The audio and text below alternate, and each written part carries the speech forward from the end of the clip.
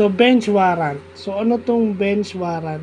Ito type, isang uri ng arrest warrant na kung saan ito ay galing sa isang wes o sa isang judge na pinapa-aresto yung isang tao na convicted or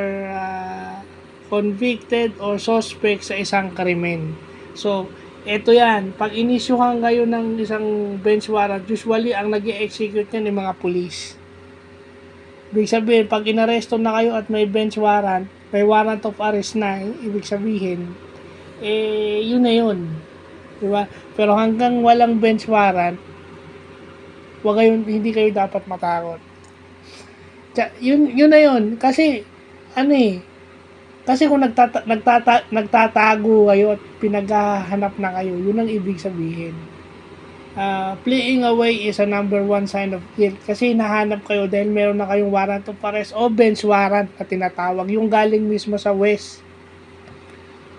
So yan, butit nalalaman natin yung bagong knowledge yan. Isusulat ko yan mamaya. Bench warrant. So bago lang pala yan. So maganda't nalalaman natin yan. Kasi yan yung unang senyalis na, kasi pag meron ka ng bench warrant, ang tendency magtatago ka na. So yan pala yan. So butit na nalaman natin yan. Alam ko na ngayon. So yun lang po.